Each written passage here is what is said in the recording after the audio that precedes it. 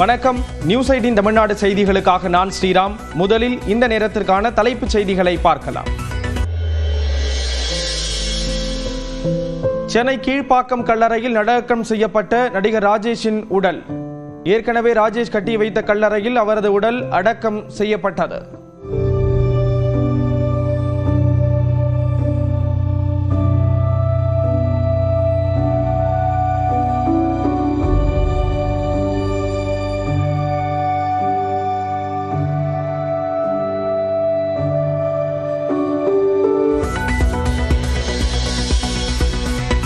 Metro குடிநீர் lorry உரிமையாளர்கள் நாளை முதல் அறிவித்திருந்த வேலை நிறுத்தம் ஒத்திவைப்பு. நிர்வாக இயக்குனர் உள்ளூரில் இல்லாத காரணத்தால் 4 நாட்களுக்கு ஒத்திவைப்பதாக அறிவிப்பு.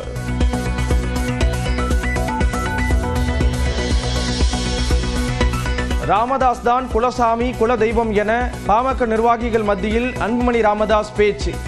இடஒதுக்கீடு உள்ளிட்ட ராமதாஸின் கொள்கைகளை செயல்படுத்துவோம் என உறுதி. குலசாமி குலதெய்வம்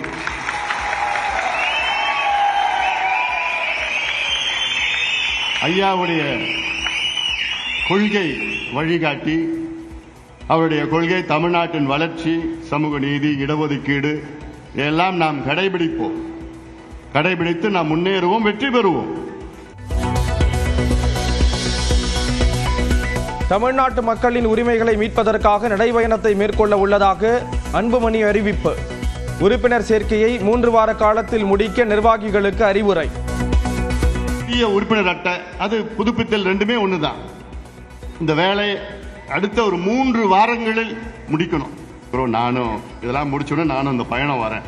சுற்றி எல்லாத்துக்கும் வரப்போறேன். நான் இது எப்படி நான் சொல்லுவேன். நான் இது முதல்ல முடிச்சிடுங்க. நீங்க திண்டுக்கல் கடலூர் மாவட்ட நிர்வாகிகளை கூண்டோடு மாற்றினார் பாமக நிறுவனர் ராமதாஸ். விழுப்புரம் மத்திய மாவட்ட தலைவரையும் மாற்றினார்.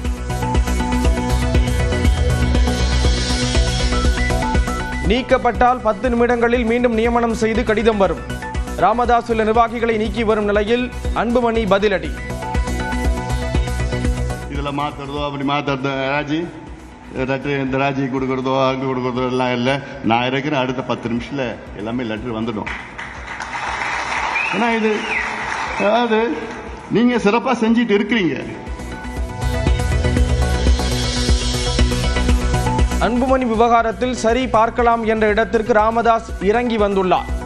அடுத்த அன்புமணியுடன் பேசினால் நல்ல நிலைமையை எட்டும் என்று ஜி.கே. மணி பேட்டி. ஐயாவை கொஞ்சம் அப்படியே இருந்தா கொஞ்சம் கீழே இறங்கியிருக்காரு. சரி பார்க்கலாம் அவங்களுடைய நிலைமைக்கு வந்துருக்காரு. அதே மாதிரி அவர்கிட்டையும் பேசி வந்தாங்க சீக்கிரம் ஒரு நல்ல நிலைமை எட்டுன்னு பார்க்குறோம். கரெக்டாக ஒரு முடிவுக்கு வரணும். வந்தாதான் எதிர்காலங்கள். தைலாபுரத்தில் ராமதாஸ் இல்லம் முன்பு காட்டுமன்னார் கோவில் பகுதி பாமக நிர்வாகிகள் தர்ணா. பிரியாதே, இரு கண்களும் பிரியாதே என்ற வாசகங்களுடன் கூடிய பதாகைகளுடன் போராட்டம்.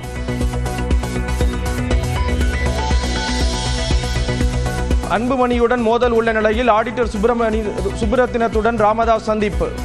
அடுத்த கட்ட நடவடிக்கை தொடர்பாக ஆலோசித்ததாக தகவல்.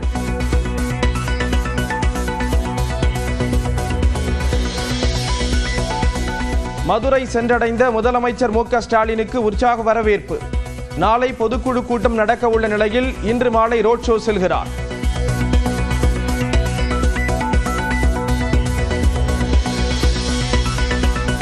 மதுரை உத்தங்குடியில் நாளை நடைபெறுகிறது திமுக பொதுக்குழு கூட்டம். 7000 பேர் பங்கேற்கும் வகையில் 20 ஏக்கரில் பிரம்மாண்ட ஏற்பாடுகள்.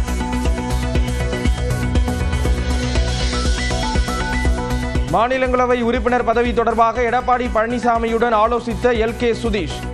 முடிவு தொடர்பாக பதிலளிக்க இருவருமே மறுப்பு.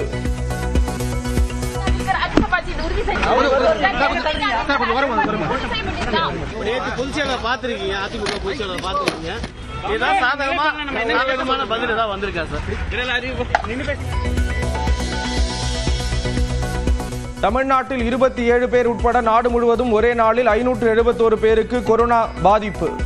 இந்தியா முழுவதும் 2710 பேர் பாதிக்கப்பட்டுள்ளதாக மத்திய அரசு அறிவிப்பு.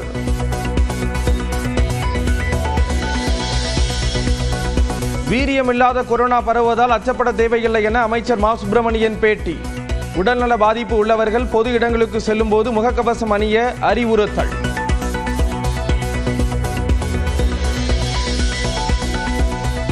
கோயம்புத்தூர் அரசு மருத்துவமனைக்கு வருவோர் மாஸ்க் அணிய வேண்டும். ஒலிபெருக்கி மூலம் அறிவுறுத்தும் நிர்வாகம். மாஸ்க் கட்டாயமா போட்டு வாங்க. நம்ம சேஃப்டி பாதுகாத்துக்க வேணும், உடம்புல பாதுகாத்துக்க வேணும். மாஸ்க் இல்லாத உள்ள அளவு கிடையாதுங்க. தயவு செஞ்சு நம்ம பாதுகாக்க வேண்டும். ஹாஸ்பிட்டல் உள்ள வரும்போது பாதுகாத்து நல்ல சுத்தமா சுகாதாரமாக வர வேண்டும். மாஸ்க் போட்டுவாங்க சார், மாஸ்க் போடுங்க சார், மாஸ்க் போட்டுவாங்க, மாஸ்க் வாங்கி போட்டுவாங்க. எடப்பாடி பழனிசாமியை நம்பி யாரும் கூட்டணிக்கு வர தயாராக இல்லை என கிண்டலாக பேசிய ஆதவ் அர்ஜுனா. அதே ஆதவ் அர்ஜுனா தான் தன்னை அதிமுக கூட்டணிக்கு அழைத்ததாக சீமான் பேட்டி.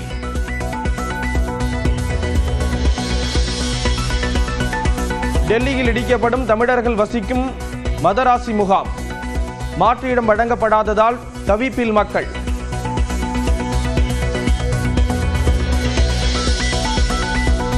நடப்பு கோடை காலத்தில் சென்னையில் ஒரு முறை கூட 40 டிகிரி செல்சியஸ் வெப்பம் பதிவாகவில்லை.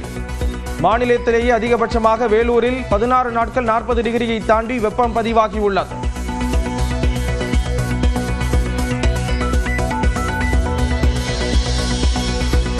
தமிழ்நாட்டில் மார்ச் முதல் மே வரை 97% இயல்பை விட அதிகமாக கோடை மழை பெய்துள்ளது. சென்னையில் கோடை மழை 129% அதிகமாக பெய்துள்ளதாக வானிலை மையம் தகவல். 3 மாதங்களில் தமிழகத்தில் பதிவான மழை அளவு 25 சென்டிமீட்டர். இயல்பு நிலைன்னு பார்த்தீங்கன்னா 13 சென்டிமீட்டர். ஸோ இயல்பை விட 97 விழுக்காடு அதிகமாக இந்த கோடை பருவ காலத்திலே மழை அளவு பதிவாயுள்ளது. ராமதாஸ் தான் தங்கள் குலசாமி என்று கூறிய பாமக தலைவர் அன்புமணி, கட்சியிலிருந்து அவர் நீக்கும் நிர்வாகிகளை அடுத்த 10 நிமிடங்களில் தான் மீண்டும் நியமனம் செய்வேன் என்று சூசகமாக கூறியிருக்கிறார். பாமகவில் ராமதாஸ் மற்றும் அன்புமணி இடையே மோதல் போக்கு நீடித்து வரும் நிலையில் கட்சி நிர்வாகிகளை அன்புமணி சந்தித்து வருகிறார். அந்த வகையில் 2வது நாளாக சென்னை பனையூரில் சேலம், தர்மபுரி, கள்ளக்குறிச்சி, நாமக்கல், ஈரோடு மாவட்ட நிர்வாகிகளுடன் அன்புமணி ஆலோசனை நடத்தினார். இக்கூட்டத்தில் பேசிய அன்புமணி, உறுப்பினர் அட்டையில் ராமதாஸ் புகைப்படம் இருப்பதை சுட்டிக்காட்டி அவர்தான் குலசாமி, குலதெய்வம் என்று புகழாரம் சூட்டினார்.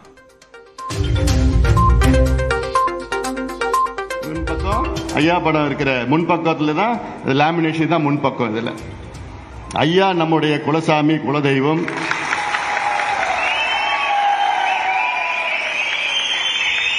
ஐயாவுடைய கொள்கை வழிகாட்டி இந்த கட்சியை ஐயா அவர்கள் தொடங்கியிருக்கின்றார். 45 ஆண்டு கால உழைப்பு, தொலைநோக்கு சிந்தனை. தொடர்ந்து பேசிய அவர், கட்சியில் நிலவக்கூடிய குழப்பங்கள் பற்றி கவலைப்பட வேண்டாம் என்று கூறினார். இதனை தான் சரி செய்து விடுவேன் என்று கூறிய அன்புமணி, நிர்வாகிகள் நீக்கப்பட்டால் 10 நிமிடங்களில் மீண்டும் நியமனம் செய்வேன் என்று தெரிவித்தார். இப்ப சின்ன சின்ன குழப்பங்கள் எல்லாம் வருது, அதெல்லாம் சரியாயிடும், சரிப்படுத்திடுவேன். நான் தைரியமா போங்க, சரிப்படுத்திடுவேன், தைரியமா போங்க. அதெல்லாம் ஒன்றும் யாரும் வந்து இதுல மாத்துறதோ அப்படி மாத்துறதோ இந்த ராஜி கொடுக்கறதோ அங்க கொடுக்கறதோ எல்லாம் இல்லை. நான் இருக்கிற அடுத்த 10 நிமிஷத்துல எல்லாமே லெட்டர் வந்துடும். ஏன்னா இது அதாவது நீங்க சிறப்பா செஞ்சிட்டு இருக்கிறீங்க. எதுக்காக உங்களை வந்து இந்த மாத்தணும், அப்படி செய்யணும், பண்ணணும்லாம் ஒன்றும் அவசியமே கிடையாது. அதெல்லாம் நான் பார்த்துக்கிறேன். நான் ஏன்னா பொதுக்குழுவால் முறையாக தேர்வு செய்யப்பட்டு தேர்தல் ஆணையத்தால் அங்கீகரிக்கப்பட்ட உங்களால் தேர்வு செய்யப்பட்ட தலைவர். அதனால நம்மளுடைய கட்சியினுடைய விதிகள்லாம் இருக்கு. அதுல வந்து தலைவர் கையெழுத்து போடணும், தலைவர் தான் எல்லாமே நியமனம் பண்ணணும், தலைவர் தான் பொதுக்குழு கூட்டணும், எல்லாமே இருக்கு. தைரியமா இருங்க, களத்துல நான் இருக்கிறேன். நான் உங்களுக்கு இருக்கிறேன், உங்க அண்ணனா உங்க தம்பியா நான் இருக்கிறேன். நான் நீங்க வேலையை மாட்டு நீங்க வேலை செஞ்சிட்டு இருக்கேன். யாரும் உங்களை எதுவும் பண்ண முடியாது. கட்சிக்குள்ளேயும் பண்ண முடியாது, கட்சிக்கு வெளியிலையும் பண்ண முடியாது. தமிழ்நாட்டு மக்களின் உரிமைகளை மீட்பதற்காக நடைபயணம் மேற்கொள்ள இருப்பதாக கூறிய அன்புமணி, கட்சியை பலப்படுத்த புதிய உறுப்பினர்களை சேர்க்க வேண்டும் என்று தெரிவித்தார். இப்ப அடுத்தது வந்து தமிழக மக்களின் உரிமை மீட்பு பயணம் ஒன்று நான் மேற்கொள்ள இருக்கிற ஒரு நடைபயணம். இது அடுத்தது நாங்கள் சொல்ல போறோம். எப்போ, என்னைக்கு, எங்க எப்படி வர போறோம் எல்லாமே சொல்ல போறோம். அதில் அடுத்தடுத்து வேலை திட்டங்கள் நம்ம செய்ய போறோம், செயல்படுத்த போறோம். அதுக்கு நீங்க தான் செய்ய போறீங்க. ஏன் நீங்கன்னு சொல்றேன்னா, நீங்க தான் கட்சி. கட்சி இது ஏன் சொத்தோ யார் சொத்தோ கிடையாது. அதே வேலையில சும்மா போய் நான் கொடுத்தேன், இந்த கையில கையெழுத்து போடுறது, இந்த கையில கையெழுத்து போடுறதுல வேண்டான்னு. அதெல்லாம் கடந்த காலத்துல பார்த்தாச்சு. கடந்த காலத்துல நான் நிறைய பார்த்துட்டேன். அது ஒரு தொகுதியில 1.5 லட்சம் நம்முடைய உறுப்பினர்கள், நம்ம தேர்தலில் வாக்கு வாங்கினதே 65,000 தான். ஆனா 1.5 லட்சம் உறுப்பினர்கள். அதுல என் போன் நம்பர் கொடுத்தான். போன் பண்ணா பீகார்ல போன் எடுக்குது. அந்த மாதிரிலாம் தயவு செய்து பண்ணாதீங்க. எனக்கு குறைவா இருந்தாலும் உண்மையான உறுப்பினர்கள் எனக்கு வேணும். தற்போதுதான் தன்னால் சுதந்திரமாக செயல்பட முடிகிறது என்றும் அன்புமணி கூறினார்.